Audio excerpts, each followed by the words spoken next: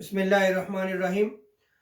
अल्लाह तबारक व तआला की राह में ख़र्च करना, सदक़ात व खैरात करना बहुत बड़ा नेक अमल है। लेकिन आज की गुफ्तगू में हम ये जानेंगे कि सदक़ात व खैरात कब बातिल होते हैं, इन्फ़ाक़ फ़ी सबीलिल्लाह का अमल कब बातिल होता है, यानी वो कौन से आमाल हैं जिनकी वजह से बंदा मोमन अज्र व सवाब से महरूम हो जाता है। अल्लाह तबारक व तआला कुरान मजीद में इरशाद फरमाता है, अल्लज़ीना युनफ़िक़ूना अम्वालहुम फ़ी सबीलिल्लाहि सुम्मा ला युतबिऊना मा अनफ़क़ू मन्नन वला अज़ा, कि जो अल्लाह तबारक व तआला की राह में खर्च करते हैं और फिर जो कुछ खर्च करते हैं इस पर ना एहसान जतलाते हैं ना तकलीफ पहुँचाते हैं। लहुम अजरुहुम इंद रब्बिहिम वला खौफुन अलैहिम वला हुम यहज़नून, उनके लिए उनके रब के यहाँ उनका अजर है और उन पर ना कुछ खौफ होगा ना वो गमगीन होंगे।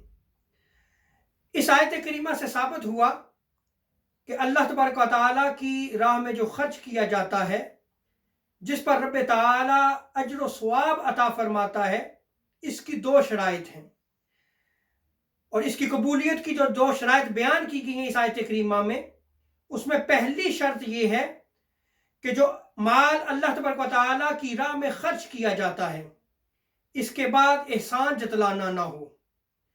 और दूसरी शर्त जो इस आयत करीमा में बयान की गई है कि राह खुदा में जो खर्च किया जाता है उसके बाद जो है वो किसी को इज़ा और तकलीफ ना दी जाए।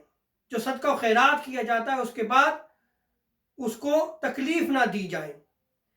सदका और खैरात के बाद एहसान जतलाना अल्लाह तबारक व तआला के यहाँ नापसंदीदा अमल है।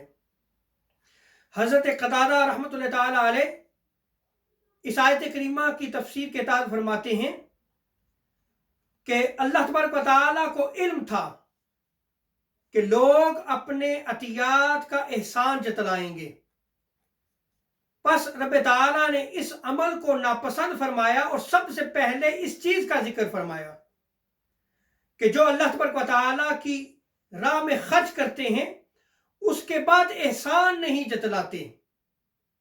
तो एहसान जतलाना क्या है?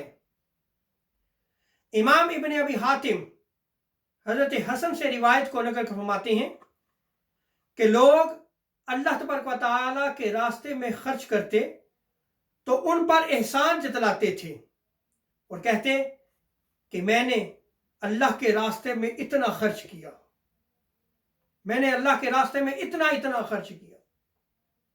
आज जरा गौर फरमाएं कि कहीं हमारी हालत ये तो नहीं होगी कि हम अल्लाह तबारक व तआला के रास्ते में खर्च करते हैं और खर्च करने के बाद फिर हम एहसान जतलाते हैं। जैसे किसी ने कोई मस्जिद बना दी या मस्जिद की खिदमत कर दी और उसके बाद ये कहे कि मैंने ये काम किया, मेरी वजह से ये काम हुआ, या कोई मदरसा बना देता है या कोई और नेक अमल करता है और उसके बाद एहसान जतलाना शुरू कर दे।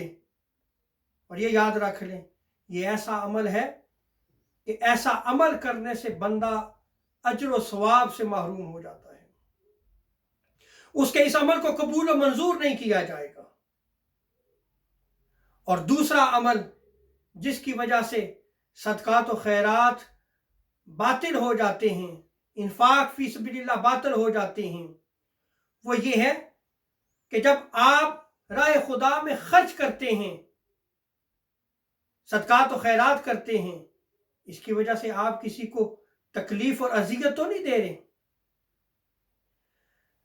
यह अमल भी अल्लाह तबारक व तआला के यहाँ जो है नापसंदीदा है और रब तआला ने इसको नापसंद फरमाया है। हजरत हसन आप फरमाते हैं कि कोई शख्स किसी की मदद करता है, उसको कुछ दे देता है और बाद में उसको कहे मैंने तुझे इतना इतना दिया, तू फला मुश्किल में था, मैंने तेरी इतनी इतनी मदद की, बस ये कहने से आप ये देख लें कि उसका अमल बातिल हो जाता है, वो अज्र सवाब से जो है वो महरूम हो जाता है। और अल्लाह तबारक व तआला की राह में खर्च करने के बाद, सदकात व खैरात करने के बाद एहसान जतलाने वाला शख्स रोज़े क़यामत रब तआला उसकी तरफ नजर रहमत नहीं फरमाएगा और ना ही वो शख्स जन्नत में दाखिल होगा। मुस्तदरक हाकिम में इस रिवायत को नकल किया गया।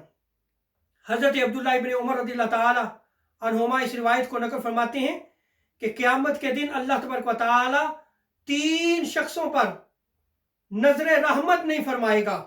माँ बाप का नाफरमान, आदि शराबी यानी जिसको शराब पीने की आदत हो, और कुछ देकर एहसान जतलाने वाला।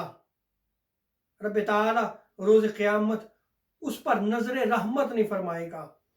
और मुस्नद अहमद बिन हंबल की रिवायत में आता है, हजरत अबू सईद खुदरी रज़ियल्लाहु ताला अन्हु इस रिवायत को नकल फरमाते हैं कि हुजूर सय्यद आलम सल्लल्लाहु ताला अलैहि वसल्लम ने इरशाद फरमाया, एहसान जतलाने वाला, माँ बाप का नाफरमान, आदि शराबी, जादू पर ईमान रखने वाला और काहिन जन्नत में दाखिल नहीं होगा। सो अल्लाह तबारक व तआला की राह में खर्च करने के बाद, सदका और खैरात करने के बाद एहसान जतलाकर या तकलीफ देकर अपने सदकात के अजर व सवाब को ज़ाया मत करें। रब ताला हमें अमल की तौफीक अता फरमाए। वमा अलैना इल्लल बलाग।